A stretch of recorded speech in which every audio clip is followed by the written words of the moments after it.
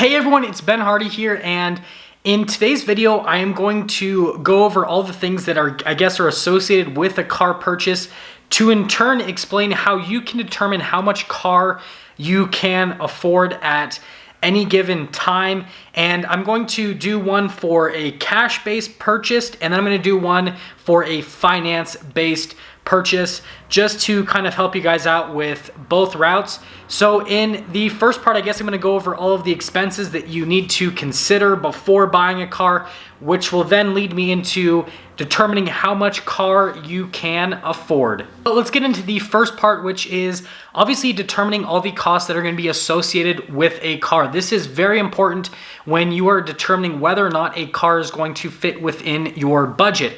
So the first and most obvious thing is, how much does that car cost up front? What is the dollar figure for the cost on that particular car just to purchase one? You need to do your research and find out what the average asking price is, or what a good asking price is for the specific car that you're looking at, whether it's new or used.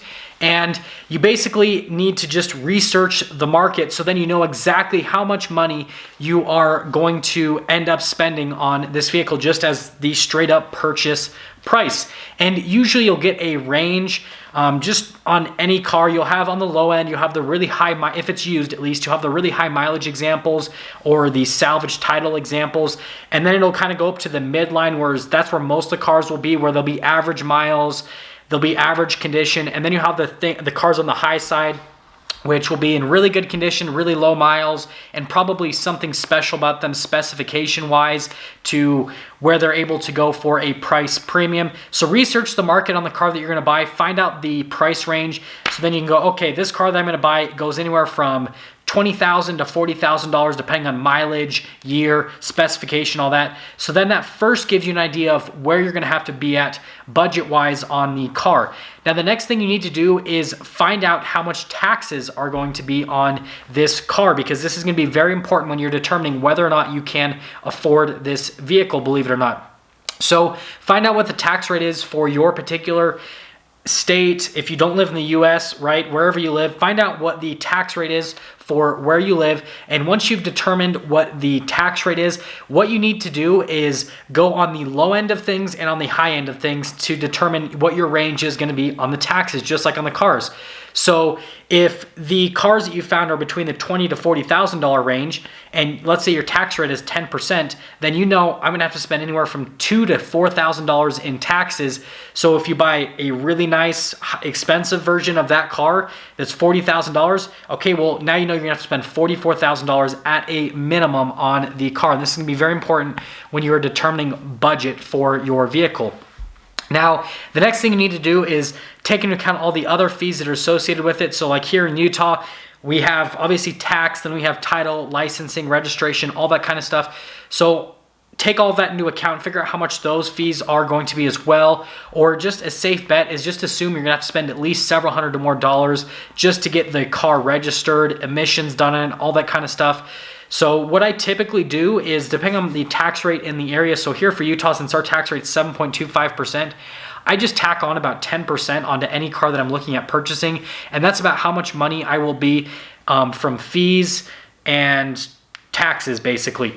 So just do that. If you want really rough math, if you want to be a little bit more exact with the math, then what you need to do is find out what your tax rate is, find out what your fees are, so then you can help that determine what your budget's going to be.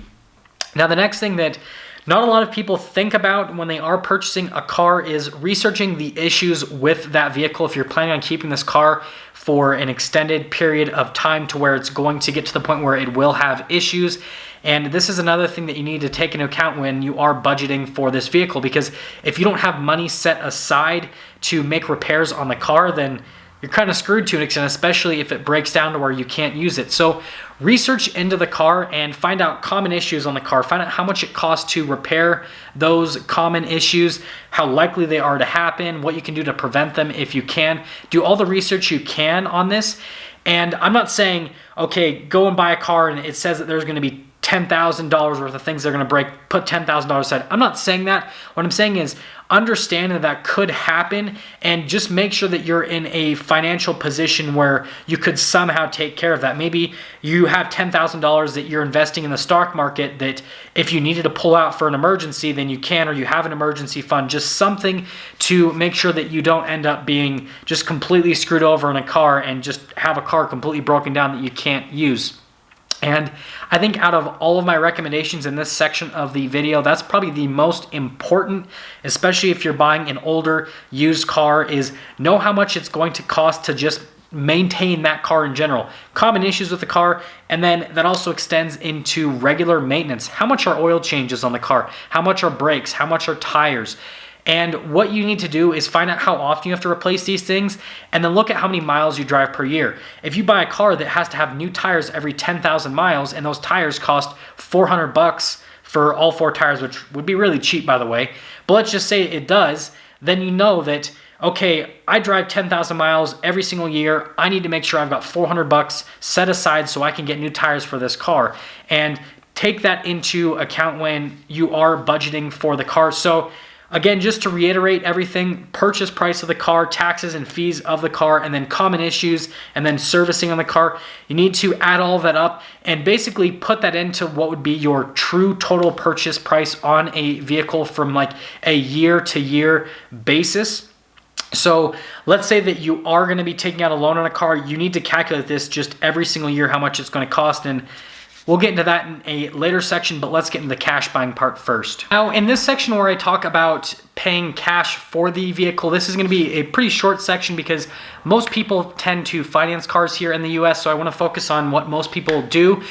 But if you are planning on paying cash for the car, I wouldn't recommend going over 50% of your annual income in terms of how much the car is. So if you make $50,000 in a year, I wouldn't recommend going above $25,000 for total cost on the vehicle. So that's after tax, title, licensing, registration, and any maintenance costs that might incur on the vehicle in that particular year of ownership. And then obviously moving forward, you don't want the vehicle expenses to exceed 5 to probably 10% max of your monthly income in terms of reoccurring maintenance. I mean, 10% of your income every single month on maintenance. At that point, you'd probably want to get rid of the car because you're spending so much money in maintenance.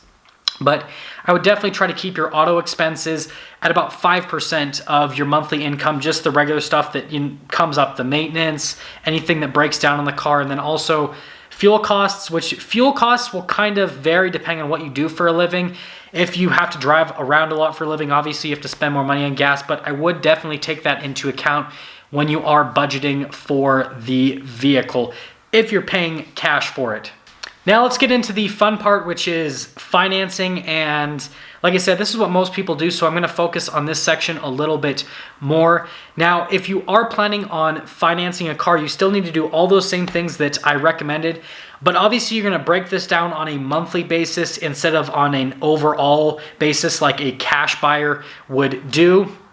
And so really what you want to ultimately do is you want to make sure that all of your vehicle expenses don't exceed 15% of your monthly income. And that is the car payment, insurance for the car, maintenance for the car, gas for the car, and then any repair bills that might come up on the car. I know a lot of sources will tell you that you can go up to 15% for a car payment, but I just don't think that that's very smart financially to be spending more than 15% of your monthly income on vehicles, because it's a depreciating asset. And if your car payment's 15% of your income, and then you add on all the other expenses on top of that, then you're just spending so much money. And if it's not something that's really making you money, it usually isn't going to be worth it. So that's my first piece of advice, is make sure that all the expenses are within 15% of your income. And the easy way to do this is, in my example, I'm going to use what the average person in the US makes per year, I should say household. The average household's right around $60,000. I'm just going to round it off to $60,000. It's a little bit more than that now. But if the average household in the US makes about $60,000 a year, then that's going to be $5,000 a month. And then obviously you can multiply that by 15%, which is going to be $750 per month.